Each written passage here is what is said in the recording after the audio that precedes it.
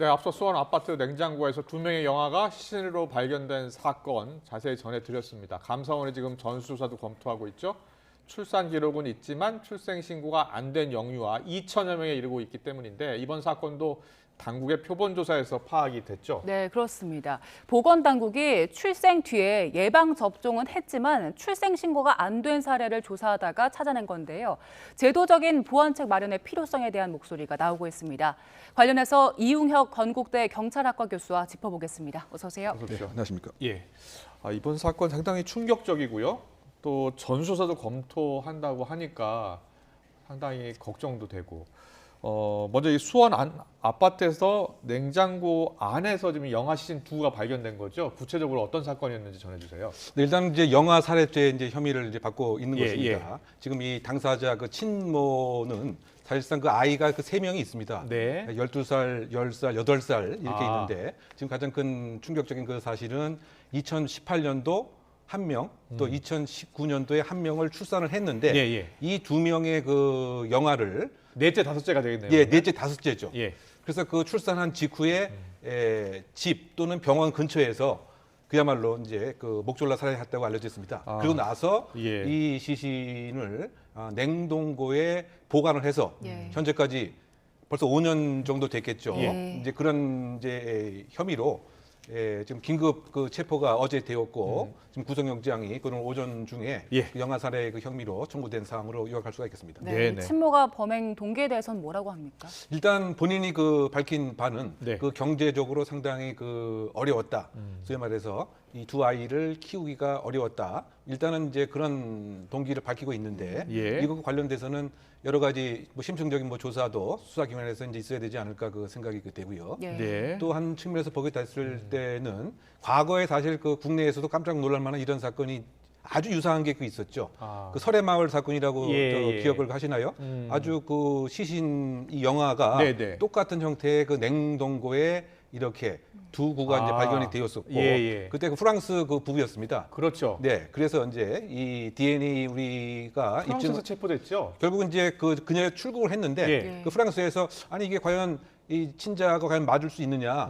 국내에서는 이제 DNA 감정을 했는데 그 당시에 이제 국내 그 DNA 그 감정 기술을 이제 프랑스에서 조금 무시하는 경향이 있었거든요. 아. 그래서 그 원래 예, 예. 시료를 보내줘서 그것이 입증이 되었는데 더 그때 충격적인 것은 이 그 크루조 부부인데요. 그 네. 베로카라고 하는 예. 이 그 친모가 한국에 오기 전에도 이미 프랑스에서도 이와 같은 일을 또 했었던 거죠. 그렇군요. 예. 뭐 그런 그 측면에서 봤을 때는 혹시 이 출산 거부증 같은 네. 그런 것이 있었던 것은 아니냐. 그래서 프랑스 법정에서도 그것에 대해서 이제 일부 또 인정이 되긴 했었습니다. 예. 그러니까 요약하게 되면 경제적인 이제 공공함이 이를테면 영아 살해의 가장 큰 동기 아. 지금까지 알려진 바에 예, 의하면요. 예. 또는 이제 뭐 치욕을 은폐한다든가 또는 세 번째 유형이 하나의 그 산후 우울증 또는 이제 출산 거부증 아. 뭐 이렇게 이제 요약을 할 수가 있는 것인데요. 네, 네. 뭐 이번 사례 같은 경우에는 이 3가지 유형 중에서 일단 본인은 예. 경제적으로 공공했다라고 하고 있지만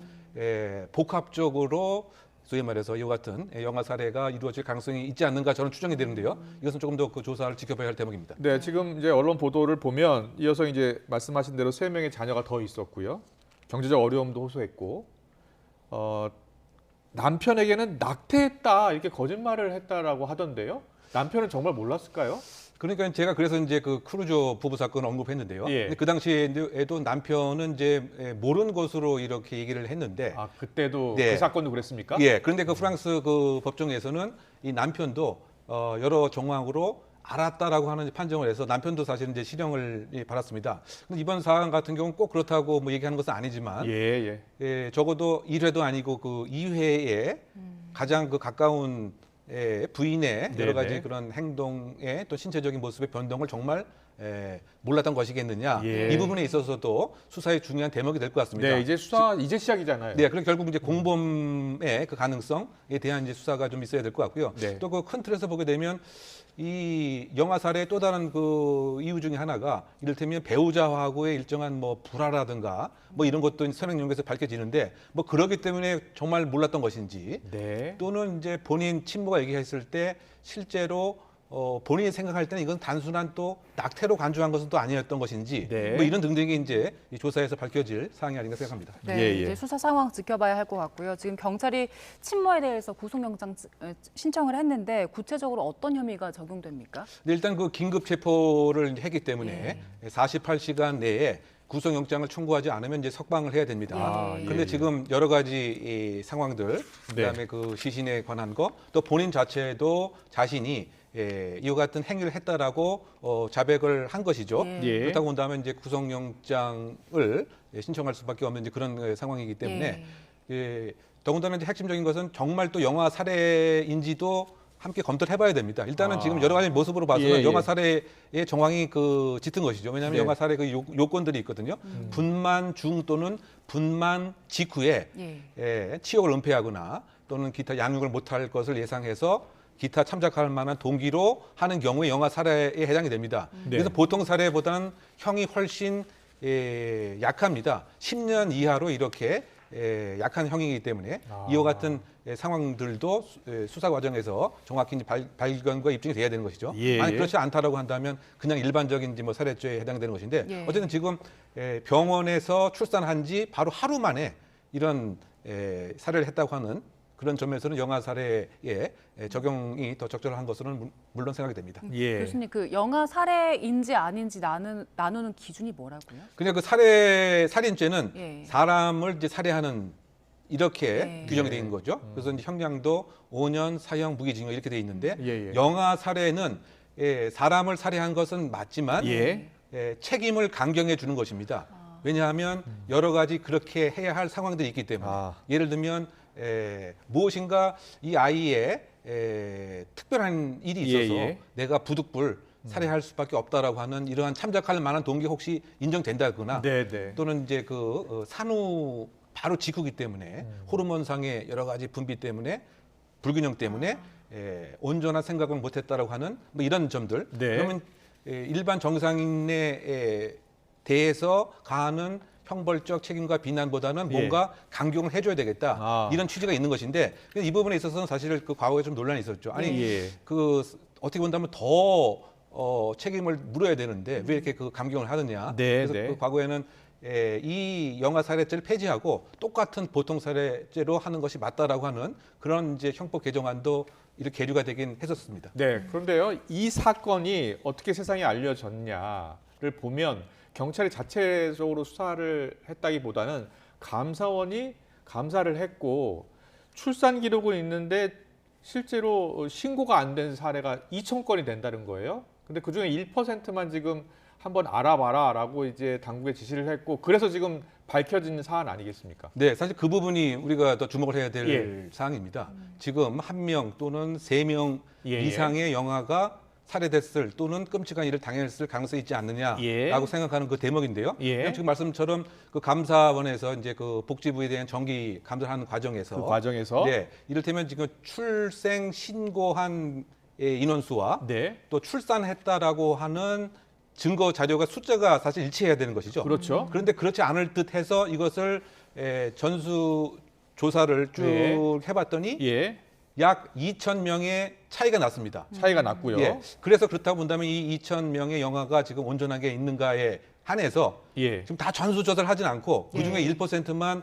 무작위 추출을 해서 한 20여 건 네, 정도만. 20여 건만 해서 뭐 수원 예. 이를테면 그다음에 화성 아. 이렇게 한번 이 영화가 지금까지 출생 신고를 안 하고 있는데 예, 지금 예. 온전하게 건강하게 잘 있는 건지 실사를 한번 해보자. 네, 그 실사를 했는데 20명만 일단 실사를 한 겁니다. 네, 네. 근데 그 중에서 일단 지금 수원에 2명의 아. 영아가 이런 끔찍한 일을 예, 당했던 예. 거죠. 그래서 사실은 그 수원시에서 이렇게 조사를 하려고 했는데 이 당사자가 그것을 거부했던 것입니다. 예, 그러니까 이 지자체 단체에서는 압수수색을 할 수가 없으니까 아, 경찰한테 수사를 그랬군요. 의뢰를 했고 예. 그다음에 이 주거지를 이렇게 수색을 해봤더니 냉동고에서 아. 이 영아 2명의 시신이 그 발견되었고요. 네, 네, 또 오늘 그 오전에 네, 화성에서도 이와 유사한 또 아. 사안이 또 있었습니다. 예, 예. 그렇다 본다면 지금 20명을 무작위 추출해서 이렇게 했는데 1%라고 한다면 만약 확률적으로나 계산하면 네. 100명, 200명, 300명까지도 혹시 있었을 가능성이 있지 않느냐.